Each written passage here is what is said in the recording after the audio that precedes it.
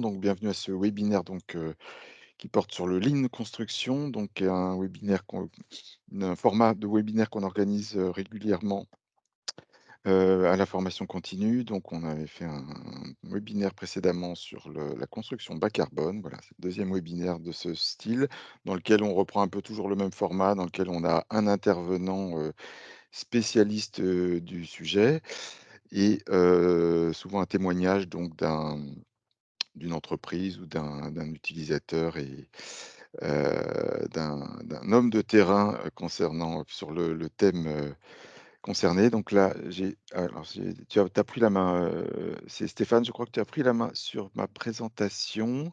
Ah, pardon. C'est pas forcément un problème. Je vais reprendre la main au moins pour avoir l'écran d'accueil C'est bon, et je te la redonne juste après. ça marche. Donc merci à nos intervenants et aux participants donc qui ont répondu présent pour ce webinaire donc dont je vais vous, préciser le programme. Donc, nous avons voilà une heure donc à passer ensemble, dans laquelle nous allons, aborder donc dans un premier temps les fondamentaux du Lean Construction donc, qui sera, animé par, Khaled Boussaïd donc qui est notre, intervenant, sur les stages, formation donc inter-entreprises et qui intervient également, principalement d'ailleurs, sur les formations initiales, donc il nous en dira quelques mots également.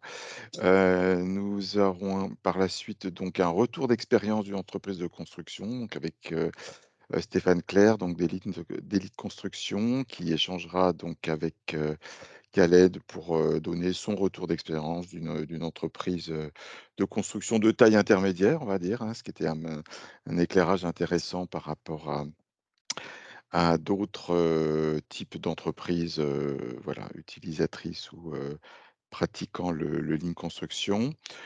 On fera également un petit éclairage donc sur ce qui est proposé à l'école, à l'ESTP Paris en matière de formation, hein, donc aussi bien sur les formations, continues, donc qui est le département auquel j'appartiens. On dira un mot sur les masters spécialisés et on sera également, donc on parlera un petit peu plus complètement également de ce qui est proposé en formation initiale, hein.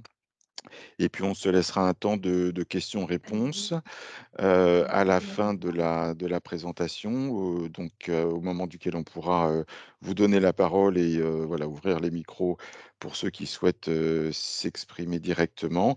Néanmoins, dans le cours de la présentation, vous pouvez poser vos questions, dans le chat, hein, dans la conversation et voilà, en fonction de l'intérêt ou voilà, des questions qui se posent à vous, durant la présentation, on pourra les traiter au fur et à mesure ou regrouper tout ça à la fin de la présentation. OK, donc je, te laisse la parole, Khaled, sur la présentation donc des fondamentaux du Lean Construction. Je vais enlever mon partage d'écran et pour pouvoir également accueillir les participants qui se présentent, actuellement. Donc tu as normalement la possibilité de partager ton écran, ouais, voilà, je crois que les invités, il faut que je désactive certains micros. Hop, voilà. C'est bon Khaled pour toi? Tu Ouais, peux ouais, donc c'est bon, là, démarrer. Donc voilà, on avait 5 minutes d'introduction, donc on s'est donné à peu près, 15 à 20 ou enfin 20 minutes plutôt, à peu près de présentation des fondamentaux du Lean. d'accord. Très bien, merci, Gaël. Vous voyez Je t'en mon prie. écran? Oui, OK, très bien. Comme ça, vous voyez en plein ouais, écran? c'est mieux de le mettre, ouais, c'est mieux comme ça. OK, très Parfait. bien. Je peux démarrer? Tu peux démarrer. OK, très bien. Merci Gaël. Donc, bonjour à toutes et à tous et bienvenue donc à ce webinaire. Gaël, ce matin me disait que vous êtes, presque une cinquantaine en fait d'inscrits, donc, j'espère qu'il y a du monde qui va arriver. Donc, je suis ravi, d'animer donc, ce webinaire, avec, mon cher ami, Stéphane, donc, avec qui donc nous allons, tenter donc de répondre, à la question suivante. Donc pourquoi le Lean Construction est devenu incontournable sur les chantiers donc de construction et comment, s'y préparer. En fait, ce qu'il faut savoir juste avant de démarrer, c'est qu'il est presque indispensable, plutôt impossible en fait, c'est presque impossible d'appliquer et de tirer en fait profit, de la démarche, Lean Construction si en fait, on ne connaît pas les tenants et les aboutissants en fait, de cette démarche. Donc, on va tenter de vous aider en fait à saisir donc ce qui est réellement la démarche Lean et à en apprécier en fait le potentiel d'amélioration donc qu'elle peut dégager donc pour vos entreprises et puis pour vos projets respectifs. Donc, d'abord, on va commencer un peu avec le contexte. Donc, vous savez tous que notre secteur doit opérer en fait plusieurs transformations, plusieurs transitions en même temps. Donc, la transition numérique avec donc, le BIM comme clé de voûte de cette transition. Donc, la transition écologique avec des exigences d'efficacité énergétique. Et je dirais même une troisième transition qui a l'air un peu d'être une transition sociétale et qui est induite par les deux premières. Avec tout ça, donc en même temps, donc le secteur en fait, il subit donc des répercussions d'une crise en fait qui est de plus en plus complexe et difficile. Et donc c'est pour toutes ces raisons, donc je pense nous devons faire en fait évoluer donc nos pratiques existantes en les comparant, pourquoi pas, d'autres secteurs, principalement le secteur industriel, donc pour essayer un peu de s'adapter à ces changements. Ceci dit, en fait, lorsqu'on parle de la comparaison avec le secteur industriel, c'est pas de ramener un package de méthodes et de dupliquer en fait sur nos chantiers. Donc, c'est pas du tout ça. En fait, ce que je veux dire par là, c'est que le secteur de la construction donc, doit se transformer en développant d'abord, donc c'est un préalable, donc une capacité de remise en question, donc c'est un préalable, et d'ouverture sur d'autres cultures managériales en procédant en fait de cette manière, donc on pourra réinventer en fait les méthodes de travail avec de nouveaux modes de gestion qui seront adaptés à nos propres spécificités parce que on a aussi nos propres spécificités donc, dans le secteur. Donc, si je vous partage en fait quelques en fait, données donc, sur la réalité des chantiers, donc vous connaissez tous les dérives en termes de délai, en termes de retard. Ici, vous avez un graphique en fait qui vous montre l'évolution de dommages ouvrages depuis 2017 à 2019, donc selon l'Observatoire qualité de la construction donc, de l'association de la qualité construction en France. Donc vous voyez en fait, on passe de 374 millions d'euros à 842 millions d'euros en 2019. Donc tout ça, ça traduit en fait des problèmes de non-qualité. Donc les raisons, les principales raisons pardon, de ces dysfonctionnements, donc on peut parler de manque d'organisation, de planification, manque d'anticipation, et surtout aussi donc, le manque de maîtrise de la gestion des interfaces entre les différents corps de métier, et le manque de maîtrise aussi de la gestion des flux donc, sur les chantiers. Donc là, d'autres statistiques qui viennent, c'est au niveau international. Donc vous avez ici à droite, donc c'est une étude menée donc par McKinsey Global Institute en 2017, où vous voyez que donc la productivité du secteur de la construction, elle stagne, donc là en courbe orange, donc par rapport à la productivité donc du secteur industriel que vous voyez ici en fait en bleu. Donc, vous avez ici aussi donc, des statistiques menées donc, par un grand groupe belge qui s'appelle Etzbühel en 2020. On a constaté que 20% des projets sont hors délai, 80% des projets donc, dérivent en termes de budget et donc presque on chiffre à 15% en fait de chiffre d'affaires, donc les problèmes liés aux reprises en non-qualité dans le secteur.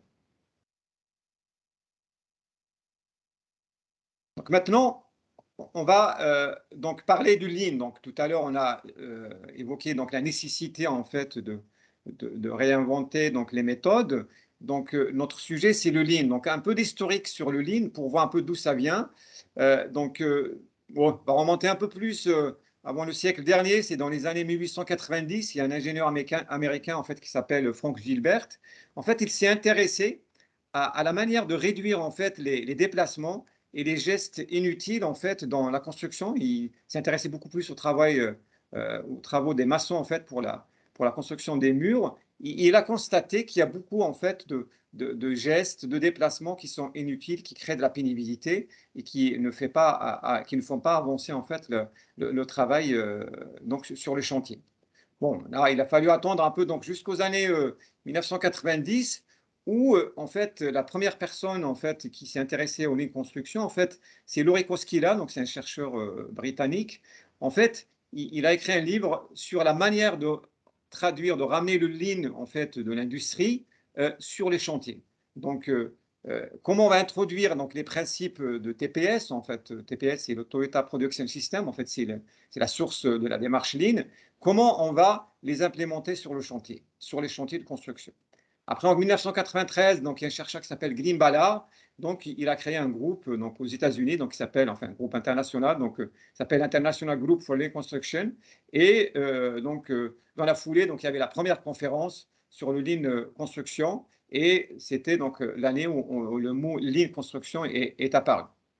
Donc, en 1997, donc, il y avait donc la création de l'Institut de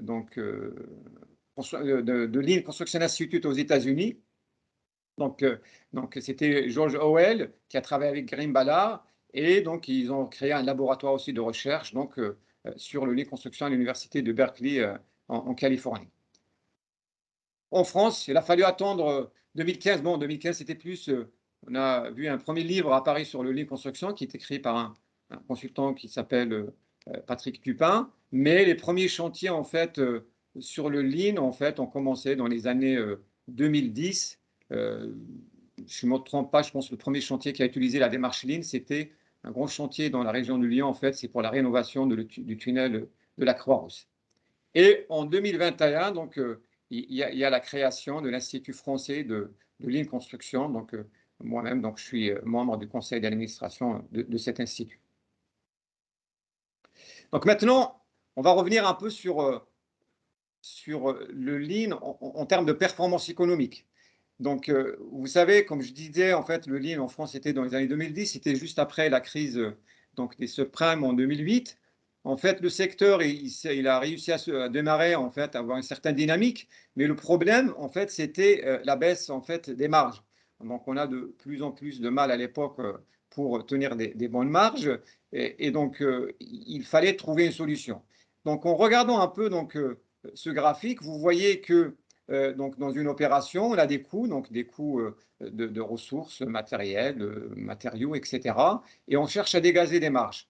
Donc, étant donné que les marges, on n'a pas de levier, donc le seul levier, c'est sur la partie rouge que vous voyez ici, en fait, qui représente ce qu'on appelle la non-valeur ajoutée ou les gaspillages donc, dans les différentes activités. Donc, ça peut être des défauts, des reprises, donc avoir un surstock, donc des attentes ou des déplacements, des transports inutiles. En fait, ce sont toutes les activités qui ne génèrent pas de la valeur. Donc, c'est cette partie rouge-là, elle a tendance en fait à être réduite si on travaille dans un climat de confiance, de collaboration, où les équipes sont bien alignées. Et donc, elle a tendance un peu à augmenter lorsqu'on est dans un climat d'incertitude, de manque de communication, etc. Donc, la seule solution donc, à l'époque, c'était, étant donné que la marge baisse, en fait, le seul levier, c'est de regarder un peu cette partie en fait centrale rouge, donc d'essayer de la réduire comme ça pour pouvoir en fait dégager plus de marge. Donc là, on parle en fait, de la finalité de Lean en termes de la performance économique. Elle n'est pas la seule, on le verra tout à l'heure. Voilà, ça nous permettra en fait d'avoir donc plus de marge. Donc on va regarder un peu en détail, donc c'est quoi donc cette notion de valeur ajoutée et non valeur ajoutée. Donc lorsque vous regardez un peu l'activité sur un chantier, en fait vous allez pouvoir les classer en trois catégories. Donc vous avez d'abord donc la partie verte, c'est l'activité à valeur ajoutée. C'est-à-dire c'est ce que le client est prêt à payer en fait. Donc et de l'autre côté, vous avez deux autres catégories. Donc la catégorie rouge, en fait, c'est ce qui correspond à un gaspillage pur et dur sur un chantier. En fait, c'est lorsqu'on utilise des ressources, mais qui n'apportent pas de valeur donc, pour l'entreprise. Ça peut être des attentes, des informations, des plans, des reprises, etc. Après, vous avez une autre catégorie, ce sont des activités qui ne ramènent pas de valeur, mais qui sont nécessaires. Donc, c'est lorsque vous faites un réglage d'une machine, l'archivage des dossiers, ou lorsque, par exemple, vous travaillez sur le respect des normes et de la réglementation, même si ça ne crée pas de valeur, mais on les considère quand même comme étant donc, ce qu'on appelle donc, des activités en fait systémiques qui font partie donc de votre activité. Donc cette notion donc de valeur, elle est très importante dans la démarche Lean. Donc ce qu'on cherche à travers la démarche, c'est de maximiser la valeur et minimiser en fait donc les pertes telles que perçues par le client. Et c'est là en fait la philosophie de Lean Construction. Elle se résume en fait aux 5 premiers principes que vous voyez ici. Donc d'abord déterminer la valeur exacte de chaque activité, donc distinguer la partie valeur et non valeur ajoutée. Et puis donc s'intéresser à la chaîne de valeur qui correspond donc à ces étapes de production. Donc l'enchaînement des activités, donc c'est le processus. Et puis établir un flux de valeur continu, c'est-à-dire où vous allez supprimer les étapes inutiles, vous allez d'abord les identifier et puis donc les supprimer. Et puis donc laisser en fait votre client orienter la valeur, c'est-à-dire prendre les lunettes du client et c'est lui donc qui va vous orienter donc pour la création de valeur. Et tout le temps donc viser la perfection, donc ce qu'on appelle aussi l'excellence opérationnelle. Donc on est toujours dans l'amélioration continue, donc le process n'est pas stagne. En fait, on va toujours le remettre en question pour le rapprocher en fait de l'excellence. Voilà. Ça, c'est un exemple en fait. Aux États-Unis, il y avait une étude en 2004. On a comparé en fait la création de valeur dans le secteur industriel, ce que vous voyez à gauche. Donc on est presque à 88% en fait de création de valeur, alors que dans la partie gauche, donc dans le secteur de la construction, donc aux États-Unis, donc on était presque à 43% en fait de création de valeur. Donc la partie bleue, donc waste, en fait, c'est les gaspillages, et donc la partie orange, en fait, c'est la création de valeur, donc c'est la valeur ajoutée. Vous voyez qu'en fait, on a un potentiel très important et en fait, pour réduire ces gaspillages et créer plus de performances durables au sein des entreprises. Voilà, donc pour résumer, donc ce qu'on recherche à travers le Lean, c'est en fait de réduire un peu cette portion rouge pour augmenter donc la part de la valeur ajoutée, donc création de valeur dans les entreprises. Voilà. Donc, pour résumer, donc, si on veut définir une entreprise Lean, c'est une entreprise qui fonctionne au plus juste. Donc, c'est une entreprise qui va fournir de la valeur pour son client en toute sécurité et sérénité. En fait, c'est le premier en fait, donc le premier indicateur de performance en fait, selon la philosophie de Lean, en fait, c'est d'assurer donc la sécurité et la sérénité pour les équipes. Et puis après, venir satisfaire le client en maîtrisant les délais et puis aussi en ayant une qualité irréprochable. Et tout ça, bien sûr, avec un meilleur coût, donc pour assurer donc des bonnes, des marges correctes. Et comment on va y arriver? Ben, en fait, on travaille sur quelques principes donc, de la démarche Lean, qui sont en fait l'intelligence collective donc des équipes, la remise en question permanente et le juste nécessaire donc, en termes d'utilisation des ressources. On va revenir un peu en détail sur ces principes. Donc, juste, premier principe de base donc, qui malheureusement a été un peu relégué au second degré. Donc, c'est en fait la satisfaction du personnel. Donc là, ce matin, j'ai une capture d'écran d'un livre très intéressant, d'ailleurs, que j'ai partagé ce matin sur LinkedIn, si vous êtes intéressé. En fait, c'est la philosophie en fait, de Toyota, donc du TPS. Donc, TPS, en fait, c'est l'origine du Lean. En fait, on parle de la satisfaction du client, enfin des employés, donc des collaborateurs, avant même de travailler sur la satisfaction des clients, parce qu'on considère que la satisfaction donc, des clients, donc c'est une réflexion en fait donc de la satisfaction des collaborateurs. Deuxième principe de la démarche Lean, c'est l'intelligence collective. Donc l'intelligence collective, donc vous connaissez tous, en fait, c'est la règle de 1 plus 1. Donc lorsqu'on travaille en silo, il n'y a pas d'interaction, donc on va avoir un niveau d'intelligence qui se résume à la somme des intelligences donc, des membres de l'équipe. Mais lorsqu'on interagit au sein de l'équipe, donc on va dépasser donc, la simple addition de l'intelligence donc, de toutes les personnes. Donc c'est le travail en groupe, c'est surtout en fait de responsabiliser et de redonner en fait le sens au terrain. Donc le terrain pour nous, donc c'est le chantier. Deuxième principe, c'est le juste nécessaire. Donc c'est ce qu'on a vu tout à l'heure. Donc c'est la chasse au gaspillage. Donc c'est de mettre en place des règles et des standards qui permettent un peu donc de stabiliser l'activité et afin de pouvoir donc augmenter donc cette valeur ajoutée. Troisième principe, qui est un peu si j'ose dire, en fait, qui est un peu difficile dans notre secteur, c'est la remise en cause permanente. C'est cette remise en question qui va nous permettre, en fait, de s'améliorer parce qu'on va s'attaquer au problème et on va, en fait, mettre l'attente du client au centre de l'entreprise et on va pouvoir, en fait, progresser à partir, en fait, des dysfonctionnements. Les spécialistes du Lean, en fait, on dit on aime les problèmes parce que c'est une source d'amélioration donc pour l'entreprise. Donc tout ça, c'est facile à dire, mais malheureusement, comme je viens de le dire, donc sur les chantiers, dans notre secteur, on est confronté en fait à certains paradigmes, en fait, à plusieurs paradigmes. Là, je vous ai mis un extrait en fait de Larousse. Si on va essayer un peu de regarder la définition du mot en fait chantier, déjà on renvoie, c'est un endroit où sont entassés ou travaillés des matériaux de construction. Donc ça veut dire ça renvoie un peu à un lieu en désordre. Donc c'est pour ça qu'on a un peu lorsqu'on a grandi un peu dans cet environnement, donc on a du mal un peu à casser ces paradigmes, donc pour essayer un peu de se remettre en question et de réfléchir à d'autres modes de gestion. C'est pour ça que je partage des fois des retours lorsque j'interviens sur les équipes, sur le chantier.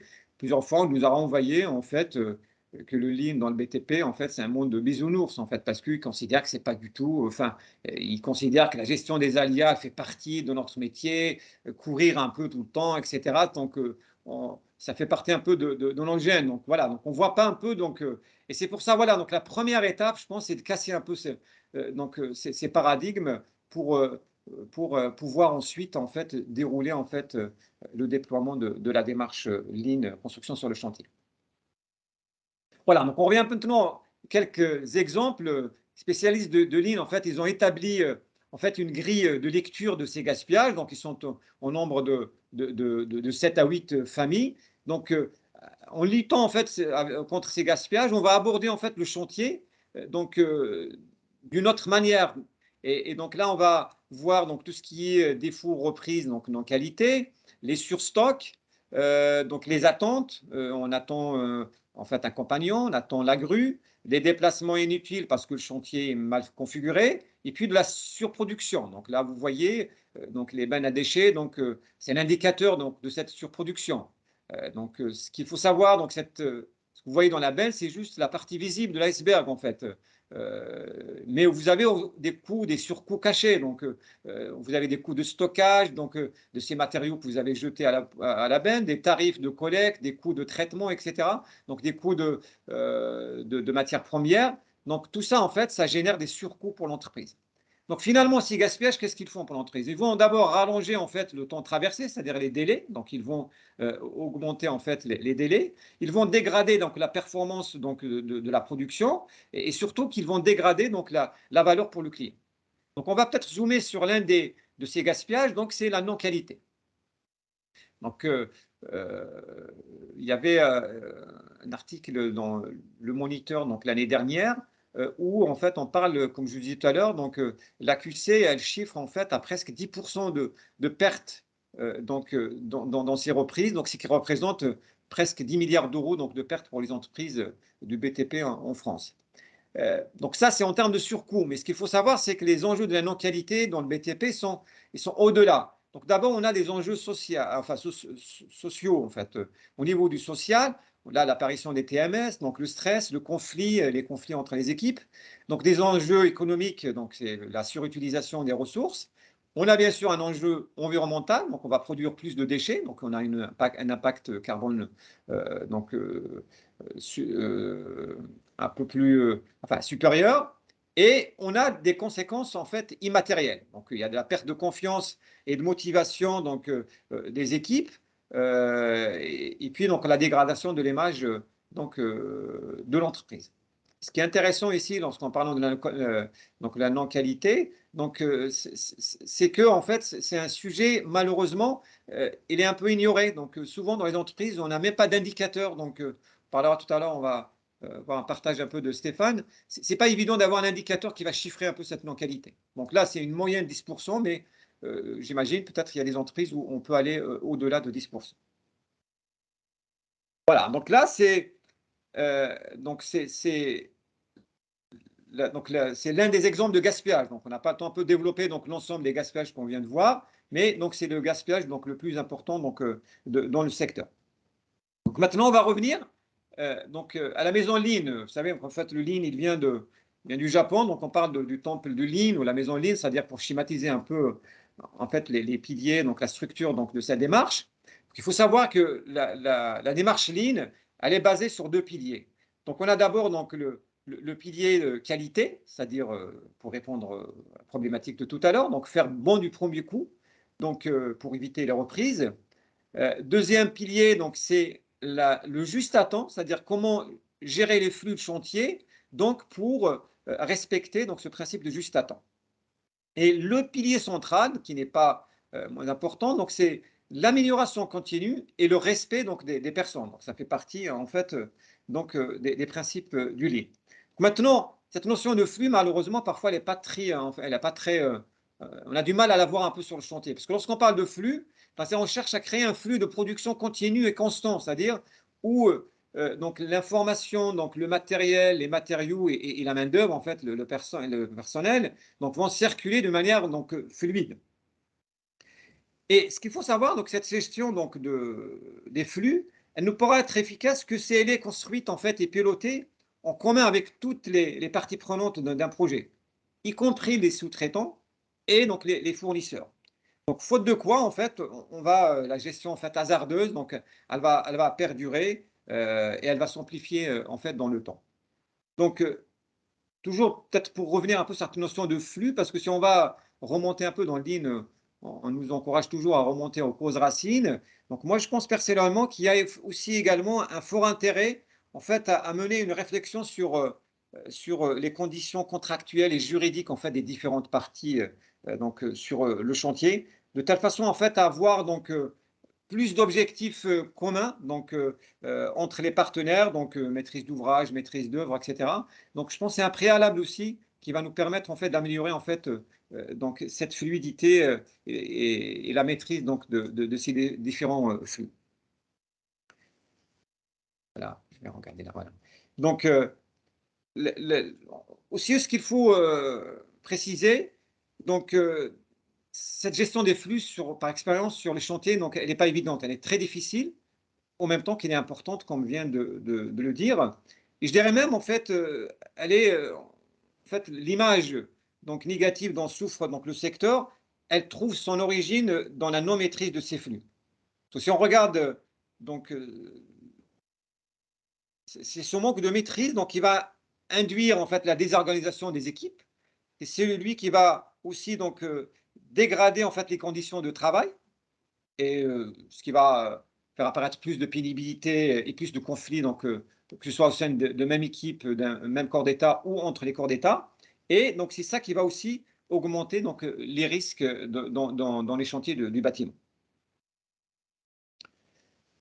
Voilà, donc là, je finis un peu de vous présenter donc la démarche donc avec ses principes, ses piliers. Maintenant, je vais vous présenter quelques échantillons en fait des outils, en fait quelques exemples d'outils donc utilisés donc dans la démarche Lean. Mais ce qu'il faut savoir, c'est que surtout, il ne faut pas tomber dans le piège de réduire un peu la démarche aux outils. Donc là, je vous ai montré un schéma en fait qui montre un peu l'iceberg en fait de la démarche Lean. Vous voyez que le Lean Construction est avant tout une culture d'entreprise, donc ça représente 80%. Donc les outils, donc ça représente 20%.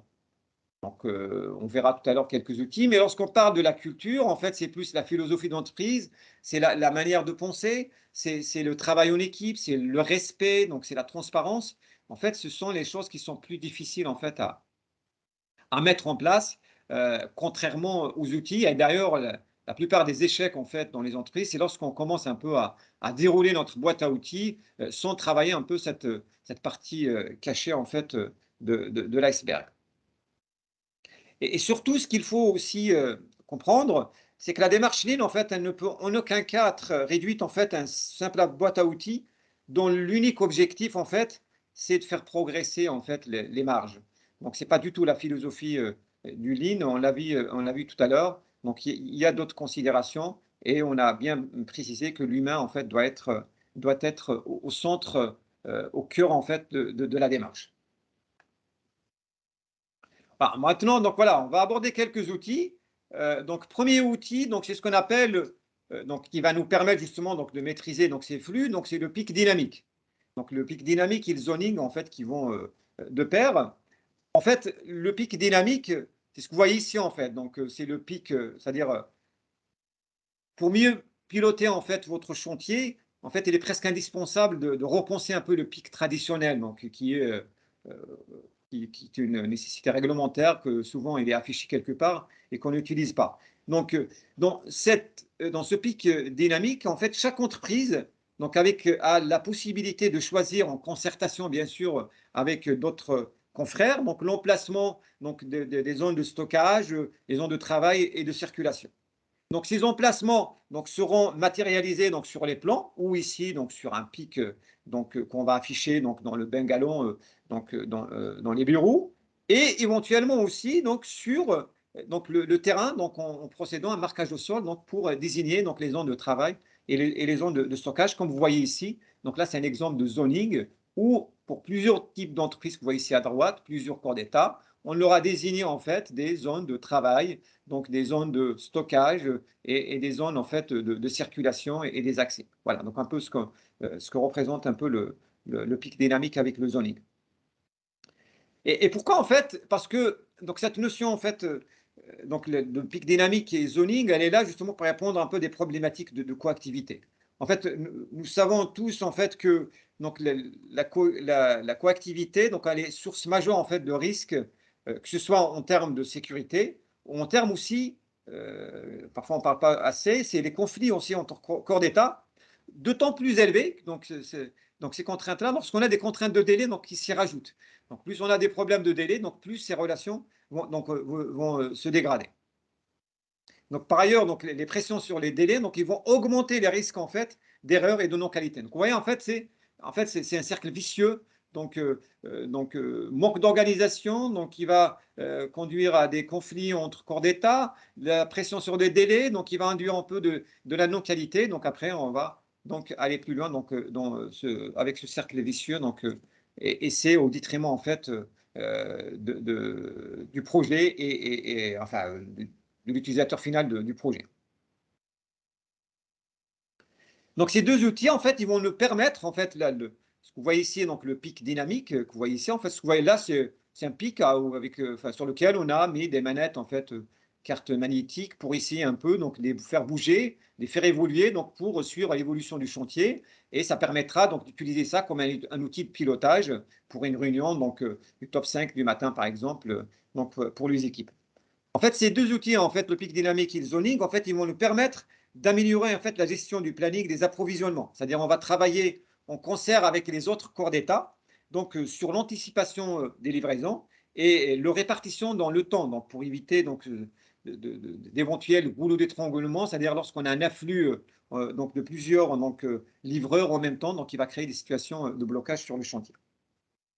Donc, le pic dynamique et le zoning, donc il va nous permettre de maîtriser en fait les flux et d'optimiser en fait le pilotage du chantier en assurant en fait le principe de juste à temps. Donc les conditions de travail et la qualité de vie en fait ils vont s'améliorer en raison notamment de renforcement des liens entre les équipes enfin ce lien-là qui est induit par le respect mutuel et surtout par donc, les concertations fréquentes pour l'organisation du chantier. Khaled, Oui, en parlant de flux, il oui, faudrait que tu conclues sans tarder pour qu'on d'accord. puisse, aborder l'échange avec Stéphane, D'accord, ok. Bah, je finis si avec un c'est possible. outil. OK. Pas de souci, juste un outil, en fait, c'est le 5S. Voilà, donc le deuxième outil, donc c'est le 5S. Donc le 5S, voilà, c'est une méthode qui vient du Lean, qui est articulée en 5 étapes. Et 5 étapes, en fait, commencent par la lettre S. Sur un poste de travail, pour le rendre le plus performant possible, donc on va d'abord commencer à supprimer tout ce qui est inutile, à éliminer en fait l'inutile, et puis après procéder en fait à un rangement donc pour situer les choses, et puis donc assurer un bon niveau de propreté donc pour découvrir les anomalies. Donc quatrième étape, c'est d'avoir des standards en fait, des règles qui vont permettre d'appliquer donc ce rangement, donc de rendre évident. Et donc le cinquième S en fait, c'est de suivre et de progresser, c'est-à-dire procéder à des audits, à des vérifications, à des checklists en fait, pour adhérer en fait et respecter ensemble donc les règles établies. Donc on parle un peu plus de la rigueur managériale donc pour perdurer en fait la démarche. Donc c'est une méthode en fait de rangement et de maintien en fait de l'ordre et de propreté donc sur un poste de travail. Donc elle peut s'adapter parfaitement donc au chantier, donc sur les chantiers ou même donc dans les magasins. Et donc, par retour d'expérience, donc les chantiers qui sont gérés en fait, un poste de travail géré donc avec, une logique de 5S, donc elle va conduire en fait à une productivité efficace et sécurisée. Donc, il y aura moins en fait de perte de temps, moins de stress et de désordre et par conséquent en fait moins d'accidents et de conflits et davantage donc de productivité et de la sérénité des équipes. Voilà. Tout à l'heure, Stéphane vous présenter un peu le cas de 3 élites. Là, c'est juste pour vous dire, voilà, donc des exemples un peu de 5S sur des chantiers. Vous voyez un peu donc des passages, des couloirs clairs et dégagés. En fait, on a du marquage au sol. Voilà. Après, vous avez ici un exemple donc d'un chantier avant 5S et puis après 5S. Et puis donc pareil, un atelier en fait géré donc selon une logique 5S. Voilà. Donc ça, on fait aussi du 5S pour les camionnettes. Donc ça, c'est un exemple en fait où on a accompagné une entreprise en fait avant et après, ce qui a permis en fait de générer un gain de presque de 30 minutes pour 2 véhicules, ce qui n'est pas négligeable pour une entreprise. Voilà. Peut-être finir juste avec le management visuel, Gaël, ou peut-être on reviendra après? Peut-être une fois que Oui, je crois ouais, que vous allez en OK. parler avec Stéphane, donc on Très peut bien, OK. peut-être, Bah, OK, bah, c'est bon donc conclure là-dessus. Mais merci, ouais, Raled. Donc pour bon, information, la présentation, et les des différents intervenants d'ailleurs sera, disponible, sur demande à la fin de la session, hein. Donc deuxième partie de la alors je partage, hop, mon écran pour introduire donc la deuxième partie de la présentation, donc avec l'échange et le retour d'expérience d'une entreprise de construction. Donc, Raled et Stéphane, vous allez échanger donc sur, vos expériences et respectives sur le sujet. Stéphane, si vous voulez faire une petite présentation de votre société, je crois que vous avez des slides à partager, donc je vous Oui, redonne on a la des main slides, au niveau de la pas de présentation. Voilà. souci. Eh ben, Khaled Je nous a fait une belle entrée en matière. On va vous expliquer un petit peu le travail qu'on a fait grâce à lui dans l'entreprise. Et quasiment tous les points qu'on a vus jusqu'à maintenant se sont un petit peu traduits chez nous. Donc, je vous le partage. Donc, on est, nous, une entreprise de gros œuvres d'une dizaine de salariés qui a une dizaine d'années d'expérience, donc création 2006, 10 salariés et on intervient uniquement du gros œuvre. Simplement, la petite particularité aujourd'hui, c'est qu'on a un bâtiment qui est fermé complètement pour une entreprise de gros œuvre, c'est très rare.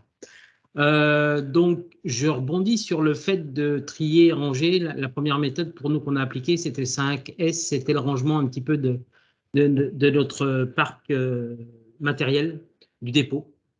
Donc ça s'est fait un petit peu en collaboration avec nos équipes. Le fait de choix de ranger, trier, nettoyer, standardiser est acté chez nous et en collaboration avec nos équipes. Donc l'idée, c'était de faire le moins de trajets possible pour charger et décharger une camionnette le matin pour partir avec nos équipes. Voilà. Donc ça, c'est le rangement de notre dépôt. L'idée aussi, c'est de travailler sur des caisses avec du visuel, avec des Stéphane, s'il te plaît, écriteaux. juste, Stéphane, tu partages le PowerPoint ou on le voit pas Ah, ouais, parce que là, je le vois pas. À moins que peut-être, Non, non, il n'est pas partagé en effet. ouais. pardon, je savais pas.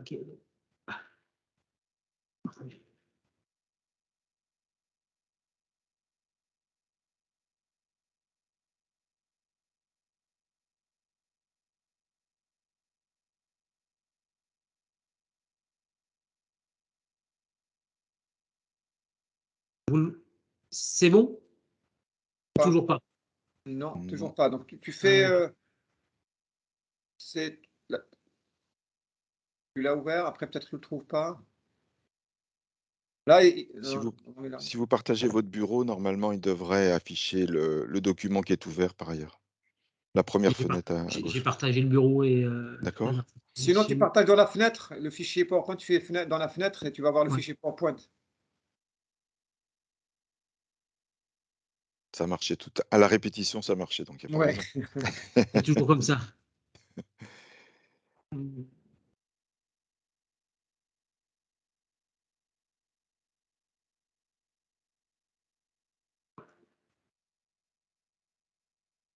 En fait, Stéphane, peut-être tu vas dans Fenêtre au lieu de Bureau, donc tu choisis le fichier PowerPoint. S'il est déjà ouvert, il apparaît normalement.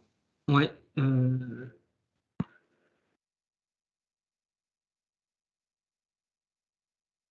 Si vous avez des questions, des remarques ou des retours d'expérience, vous pouvez en faire part dans Voilà. la conversation, hein, n'hésitez pas. Voilà, peut-être, Ah, je C'est ça y bon? pensais est, plus. Oui, Ça y ça est? marche. voilà, c'est bon, ouais, Ça c'est y est. bon. Ok, bon, je Très reviens. très bien. Donc, je disais 10 salariés, une petite structure dans un local fermé complètement. Ça, c'est le rangement de notre dépôt. Voilà, un petit peu qu'on a fait avec nos équipes, Khaled nous a aidés. Et surtout, l'échange avec nos équipes de terrain pour justement optimiser le chargement, déchargement des camionnettes et partir le matin un peu plus tôt. On a essayé de le rendre le plus visuel possible avec des étiquettes sur les bagues pour que les gars, d'un seul coup d'œil, puissent récupérer ce qu'ils ont besoin. Le stock de l'entreprise est très limité aussi puisqu'on travaille à flux tendu et on a analysé nos besoins, c'est-à-dire les 20-80, 80% du temps, ce qu'on utilise le plus souvent sur nos chantiers. Donc, on a réduit notre stock au minimum pour déjà, d'une part, c'est un gain financier pour l'entreprise puisque on n'a pas de trésorerie dehors. L'aménagement de nos véhicules aussi, donc rangés comme vous l'avez vu sur le dernier slide avec Khaled, pour optimiser un petit peu la productivité sur les chantiers. Voilà. Donc globalement, ce qu'a dit Khaled, 30 minutes par jour pour 2 camionnettes, on est largement dans ce ratio-là. Donc plus vous multipliez le nombre de personnes et le temps, ça fait beaucoup d'économies substantielles à la fin de l'année. Voilà. Est-ce que tu avais une question, Khaled, par rapport à ça ou tu Ouais, voulais enchaîner sur d'autres choses? ouais, j'ai Ça, d'autres c'était pour la questions. partie rangement et management. Ouais, ouais, j'ai plein de questions. J'en profite à un peu partager ton Oui, expérience, Stéphane. Voilà. Donc, juste peut-être avant d'oublier, donc, on va revenir. Il y a quelqu'un qui a posé la question sur le flux tendu, donc on va revenir. Voilà, mais juste tout d'abord, en fait, moi, je remercie infiniment Stéphane qui a enfin, accepté de partager son expérience donc, avec nous. En fait, voilà, juste pour information, Stéphane est très actif en fait au sein de la Fédération du bâtiment FFB, que ce soit en région, en BFC, où on a animé à plusieurs reprises en fait, des ateliers Lean pour les entreprises de la région. Et aussi, il est très actif au niveau de la FFB nationale, oui. toujours en fait pour montrer l'exemple et pour en fait entraîner en fait d'autres entreprises du secteur donc dans cette démarche. Donc moi peut-être la question que je pose à Stéphane en fait euh, quelle, quelle était en fait les motivations au sein d'Elite en fait pour déployer le Lean en fait aux origines un peu donc de début en fait de la démarche Lean. La démarche Lean est calquée un petit peu sur ce que tu disais, Khaled, en préambule, c'est-à-dire qu'on subissait nos chantiers, on était mal organisé, pas de communication, les clients pas mécontents, mais on subissait énormément nos chantiers, pas de planification et on est arrivé à un stade où je ne pouvais plus, donc il a fallu se poser la question et j'ai commencé un petit peu à m'enseigner sur le Lean. J'ai au départ découvert très peu d'ouvrages et ce qui était mis en place, c'était dans des grosses structures, pas des tailles comme la nôtre. Et puis, en fin de compte, on s'est rencontrés et on est parti via justement une réunion de la Fédération du bâtiment où ils avaient mis en place le Lean dans une structure de charpente de couverture. Et au bout de 5 jours, quand j'avais déjà vu le résultat par rapport avant-après, j'ai dit il y a un truc et on s'est engagé dans cette voie-là. Très bien. Donc, et bien nous en a fait, bien nous en a pris parce qu'aujourd'hui, on a une vision de notre métier complètement différente. Il faut absolument qu'on fasse progresser le bâtiment qui a une mauvaise image et pourtant, qui a de beaux projets, de grands projets et on peut être fier de travailler dans le bâtiment. Mais autrement, Ok. voilà. Très bien, ok, merci. En fait, enfin, d'après ce que j'ai vu en fait au sein d'Elite, enfin, moi je dirais dernièrement, euh, le Building Smart France, ils ont écrit un article sur le BIM pragmatique. Je pense, Stéphane, il fait le Lean pragmatique en fait. C'est un Lean en fait qui est là pour répondre à des besoins réels de l'entreprise, effectivement, enfin, il a réussi à l'adapter donc, à une entreprise donc, de la taille d'Elite Construction. Question suivante, Stéphane. Euh, Quel est l'impact du Lean en fait sur le cadre de travail en termes en fait de la sécurité, sérénité, respect et confiance au sein des équipes en fait? Je dirais qu'elle est énorme puisque du moment qu'on intègre les collaborateurs en leur expliquant un petit peu la démarche, c'est-à-dire la première des choses, comment peut-on simplifier votre travail du quotidien et de régler vos problèmes, voilà. Et l'impact est énorme parce qu'on on se fait emmener. Parce que aujourd'hui, c'est tellement intégré chez nous que c'est devenu un petit peu une philosophie et d'avoir des problèmes et de régler des problèmes, ça devient une culture.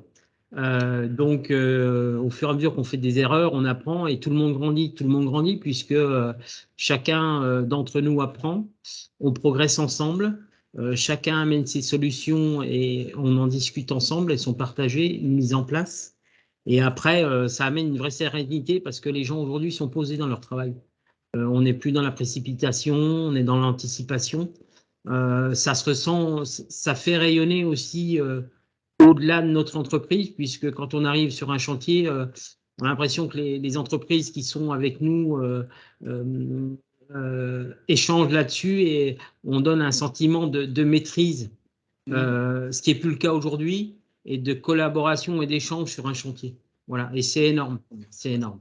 Voilà. Ouais, ce que je peux témoigner, en fait, à chaque fois que je vais chez Stéphane, sur toute une demi-journée, je ne vois pas du tout son téléphone sonner. En fait, ça Et traduit effectivement. tout à fait, oui. On gère les problèmes avant et voilà, mais c'est une amélioration continue en permanence. Et c'est ce qui est très intéressant. Et le lean aussi, ce que je voudrais rebondir là-dessus, faut pas prendre une procédure au pied de la lettre. Elle est adaptable à chaque entreprise.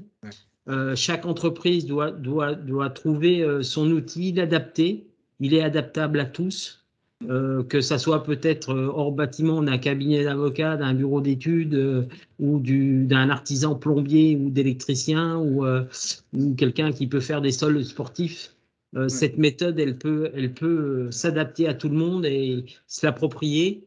Et vraiment, voilà, et elle est malléable et aller chercher dedans ce que vous avez besoin qui améliore votre quotidien. Voilà. Ok, très bien. Merci Stéphane. Une question. Donc, du coup, d'après ce que j'ai compris, c'est-à-dire au-delà un peu donc, du cas de travail, on peut dire qu'il y a une forte un peu synergie entre le Lean et les exigences de la RSE, par exemple. Donc, en termes un peu des attentes sociétales, donc, Bah, tout est adapté parce que déjà, au niveau des équipes, les compagnons grandissent plus vite en compétences, puisque on travaille sur le sujet et on partage l'information. Tout le monde a son mot à dire, tout le monde amène son expérience. La deuxième chose, c'est qu'on devient aussi quasiment une entreprise auto-apprenante.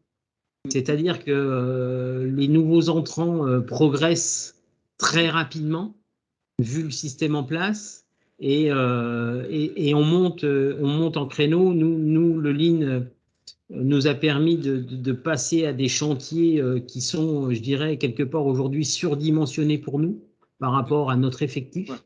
Parce qu'on arrive à étudier dans le détail, voir les problématiques qui vont nous arriver. Voilà. Très bien. Et Okay. donc, RSE gaspillage, parce que justement, livrer juste à temps, la quantité qu'il nous faut, donc moins de déplacements, moins de livraison, Moins de déchets. moins de déchets. Voilà. Okay. Très bien. Et maintenant, on va L'humain, arriver à la question aussi, qui est aussi intéressante.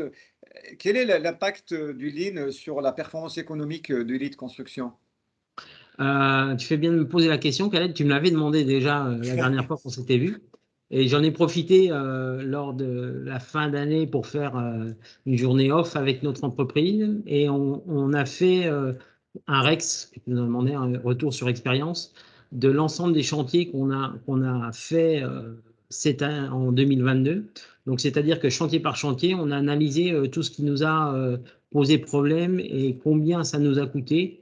Donc ça, on peut le faire aussi parce que chez nous, nos compagnons savent que de dire les erreurs qu'ils ont fait font progresser l'entreprise.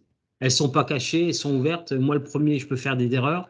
On a mis l'ensemble, le package, donc on a repassé peut-être nos 40 chantiers en revue en mettant en face quelles problématiques on a eues et qu'est-ce que ça nous a coûté. En résumé, sur l'ensemble des chantiers, on a tiré un trait en bas, on est arrivé environ à à 36 000, 40 000 euros d'erreurs qui nous ont coûté, d'erreurs d'exécution ou de reprise. Ça peut paraître beaucoup, mais rapporté au chiffre d'affaires, c'est pas si élevé que ça. Donc globalement, on a fait 1 500 000, 550 000 euros de chiffre d'affaires environ à 7 personnes. Et si j'augmente mon taux d'erreur à 50 000, ce qui fait un rapport d'erreur de 3% 3%. chez nous. Voilà. Ouais, donc, tu es un bon élève par rapport aux 10% de la moyenne nationale. Voilà, la moyenne nationale de %. Donc, entre 3 et 7, eh ben, je vais vous faire vite fait le calcul.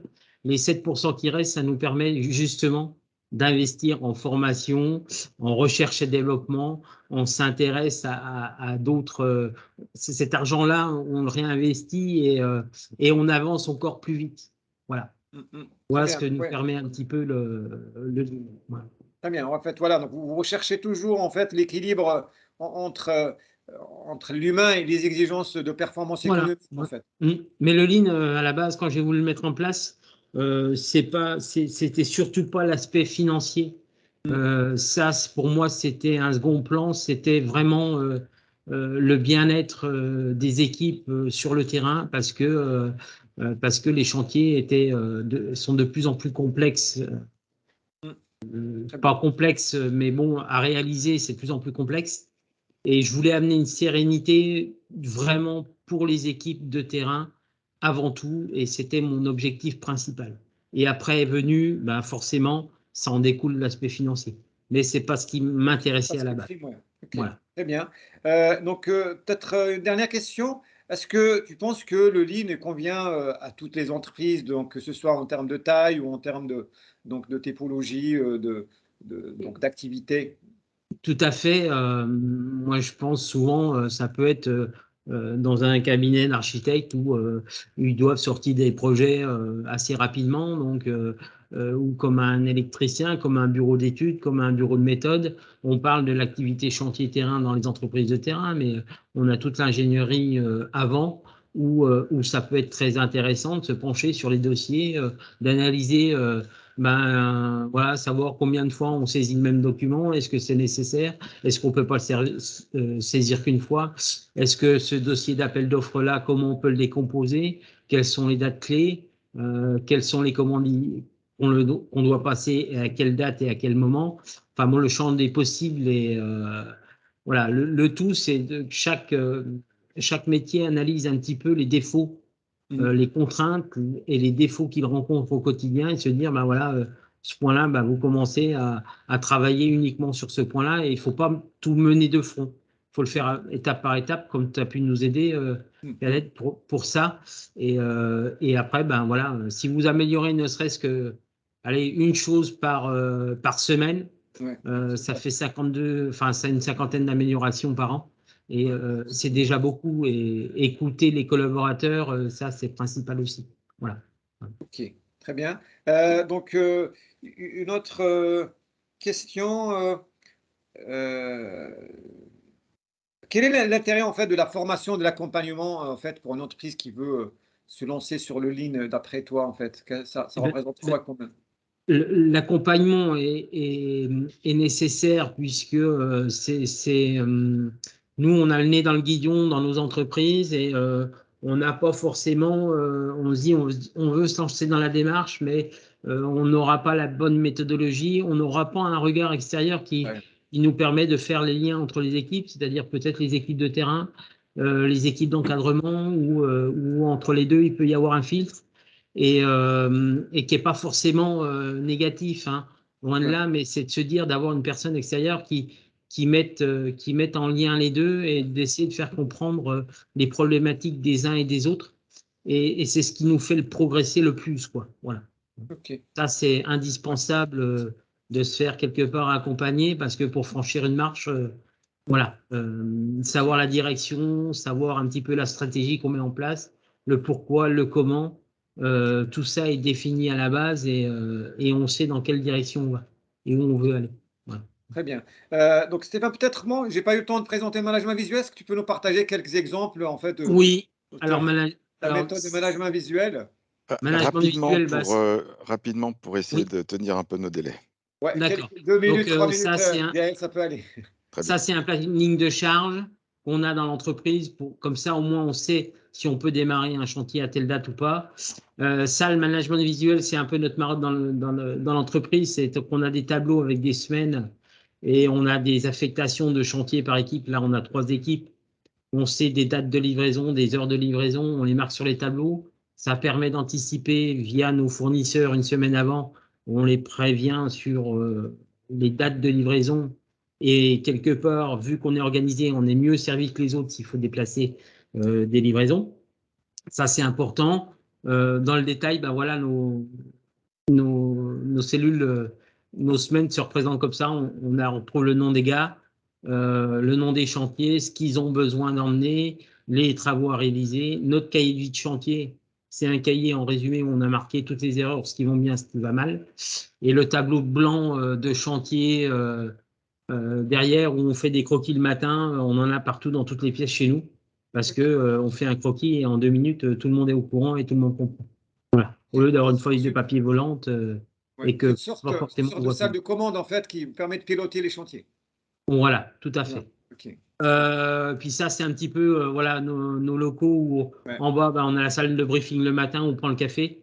Tout le ouais. monde a le tableau sous les yeux et tout le monde peut partager ses besoins. Et en haut, on a une salle de réunion avec un écran numérique où on projette les maquettes de nos chantiers.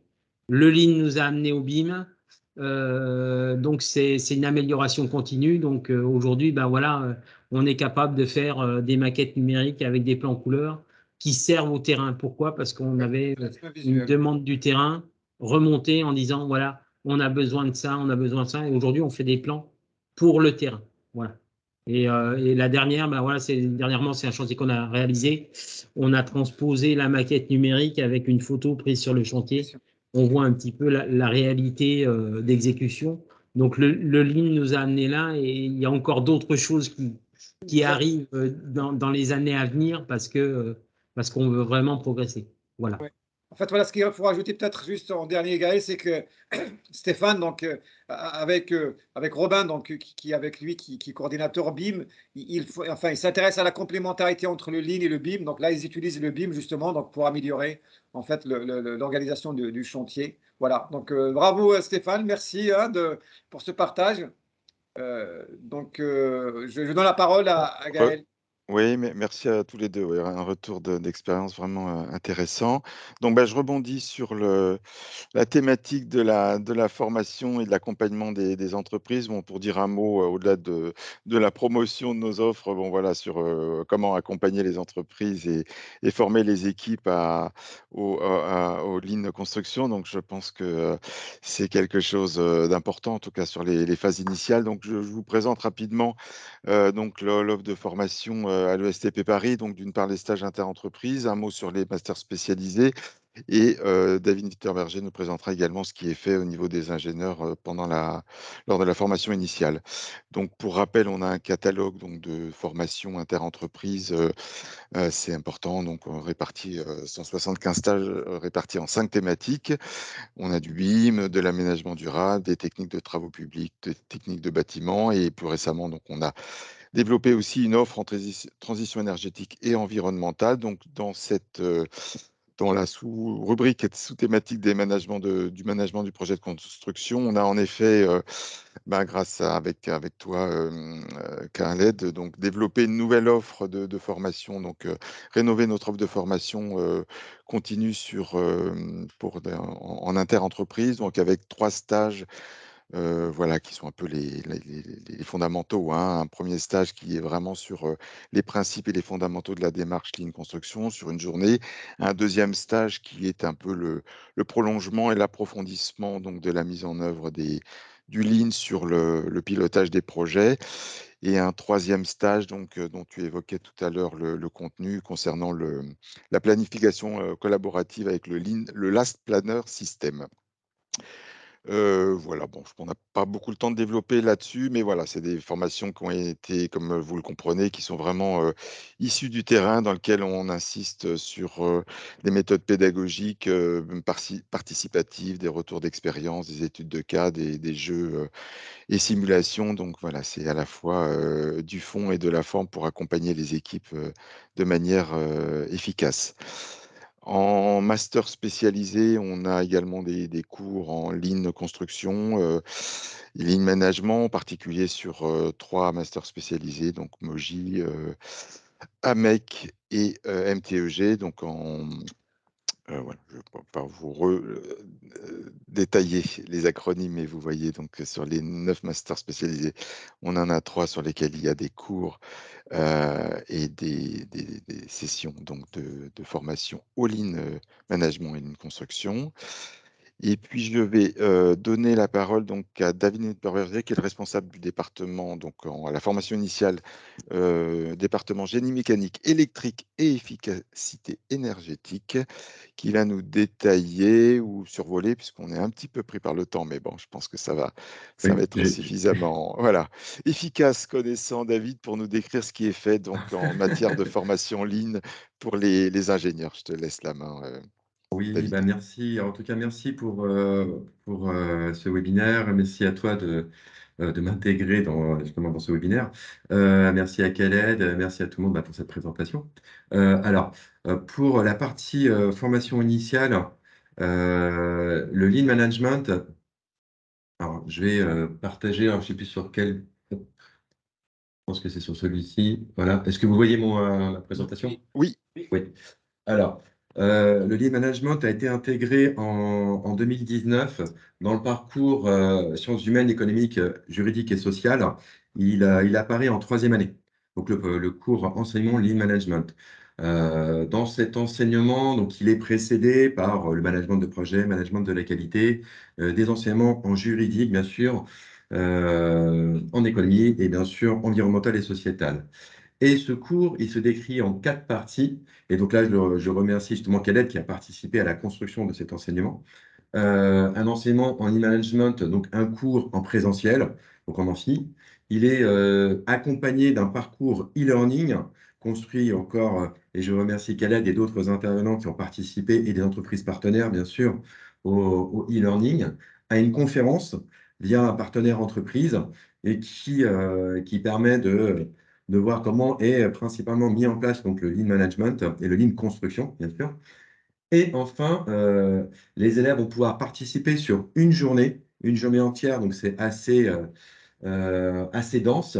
Donc, la mise en place, donc, toute la culture et la philosophie donc, que Khaled nous a gentiment partagé, ils vont le traduire sur un projet pendant une journée. Et, euh, et voilà donc l'enseignement Lean, comment il est proposé ici à l'ESTP, en tout cas sur la formation initiale. Alors, de quoi il est constitué? Eh bien, le parcours Lean, il est constitué de différentes parties. Et donc, Khaled nous l'a évoqué. Et donc, bien sûr, sensibiliser les élèves sur la démarche Lean. Il est aussi accompagné donc, de montrer toute la philosophie, de transmettre donc, des données, donc des outils pour expliquer aux élèves comment fonctionne et comme l'a fait Khaled aujourd'hui. Et enfin, bien sûr, d'expliquer donc, les valeurs, mais aussi accompagner sur la sécurité et sur les chantiers. Donc ça, c'est un point important. Donc on voit bien sûr les 4 étapes, décrire les principes d'un système, appliquer la démarche, utiliser les outils et la méthodologie, et bien sûr, après, le mettre en pratique sur un projet.